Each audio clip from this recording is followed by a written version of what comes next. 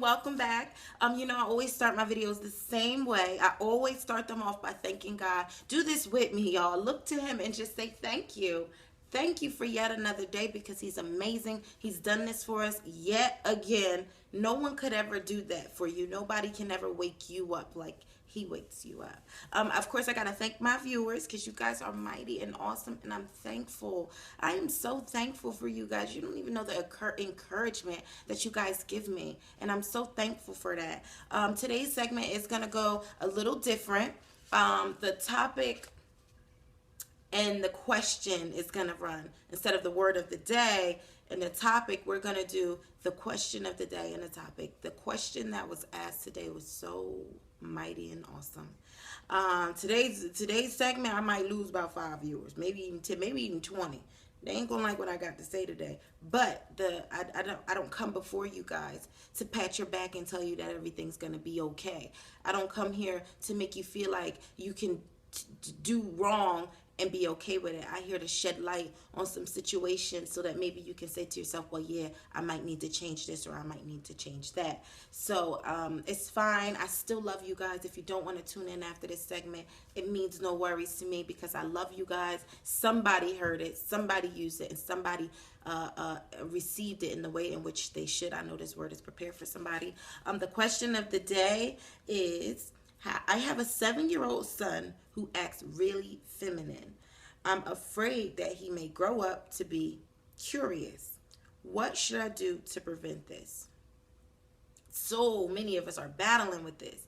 We're supposed to be a God-fearing nation, yet we are compromising God's will. I'm just going to talk a little bit about this situation because I see it so many times. I see nowadays parents are actually high school and middle school parents. They're actually buying like the guys' females' clothes and the girls' men's clothes and allowing that in their households. Well, I'm sorry, I'm a little old school. I would say to you, viewer, first, if I were you, I would rebuke that. I would rebuke that spirit right down to the ground. I would cast that out immediately. He's 7 years old. You can save his life simply by opening your mouth. I would rebuke that. I would speak life into my son. I would rebuke that devil. I would start speaking masculine. I would start yelling words at him: strong, married, woman. I would just really start working man. I would start shouting all over him if I was. I would grab him up by his shoulders and you are going to be a God-fearing, wonderfully made man. You are going to protect your household. I would just start speaking all over him if I were you. And it's really something to say. I'm no judgment too. This is no judgment. I pass no judgment on no one. And I'm just coming here not to say, ooh, look at them. I'm not like that. I'm just trying to shine some light on some situations. So maybe you might want to say, hey, maybe I need to change. Like I said, I'm old school. I'm an old school woman. I believe that women should be with men, but men should cover women. I believe that. I really honestly believe that a man has a divine purpose here. Like I said, I probably just lost like 20 viewers just now, but I don't mind. I don't mind at all. Like I said, this segment is not to pat you on the back. This is to devote and develop change. And like I said, men play a very valuable role in the human race. They play a very valuable role. So what I found, and I've learned that the enemy has taken over this generation of men.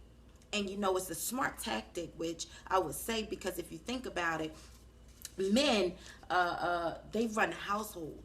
They run the household. They are in charge. They are the head of the household. That's why a woman is to submit to her husband. And the way he got them locked up. Right? He got them messed up in the head. He got them thinking that they don't have to take care of a woman. He done put in their head that they don't have to be the head. They have to live with their moms.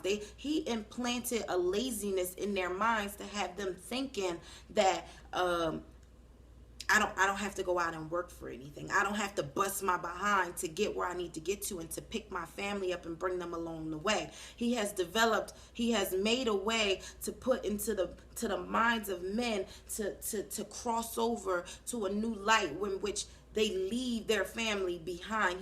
He has done so many things to capture the minds of our men, because you understand that, like I said, men run the tempo. But what does Beyonce say? I know y'all heard it before.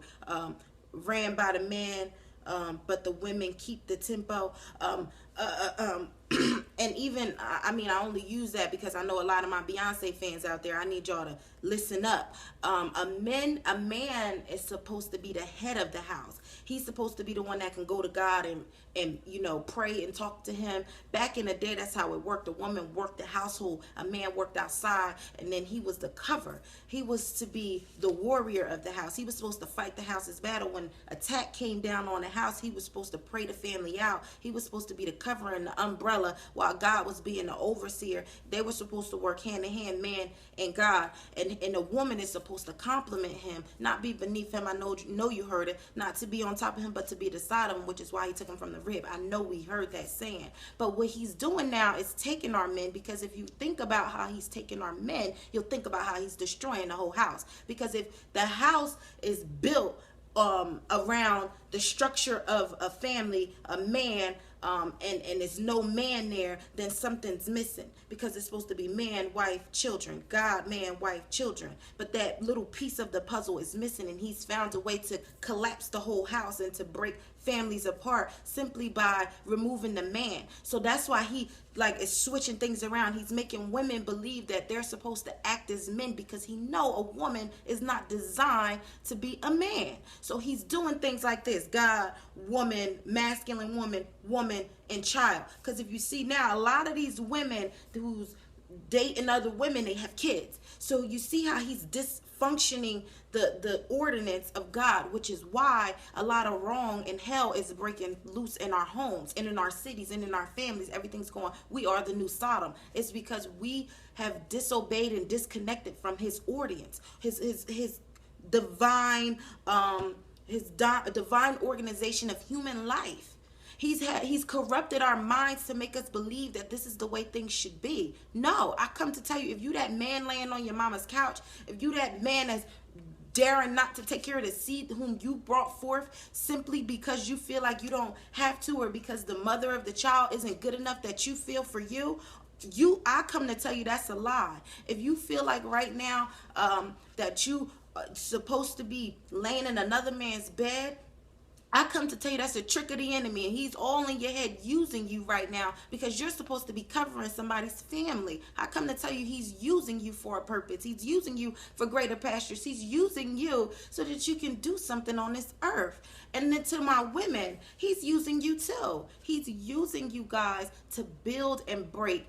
He's using you guys to break what God has built. The structure. Like I said, this is God, this is the man, this is the wife, this is the child. You see what the enemy has a way of doing, and don't get me wrong, I fall victim too, because it's me, is a little bit over here, is God, then the kid. I understand I'm not perfect. I understand my wrongdoings. I understand that, but then I also understand what the enemy has come to do. He's come to take down the structure of a good family, because a family that's in line and in structure, he can't touch them. The people that's doing what they ought to be doing, he can't touch them. So he said, you know what? If I destroy the man, if I destroy the head, then the whole ship will sink. So I just come to bring light on that situation. I really want you guys to think about, if you are that woman who's very masculine and you feel like this is the way I was born, or that man, I was born this way, I was made to be like this, I've been like this all my life. Well, I come to tell you, baby, you need to be born again. Born again.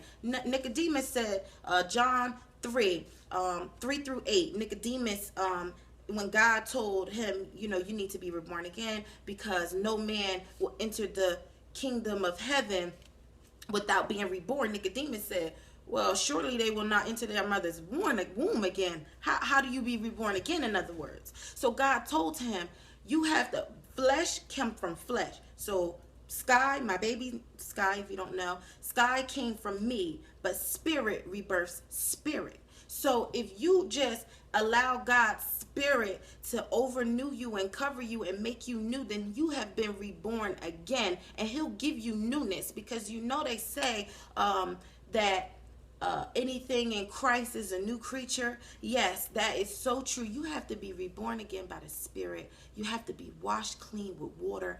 I dare you, I am challenging you to make a difference. It might be hard, you might fail, but get back up and try it again, because no man will make it through heaven without first being reborn again.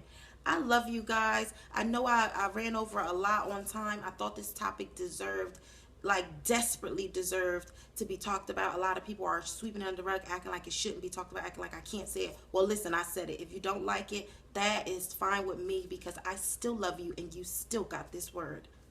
Peace out.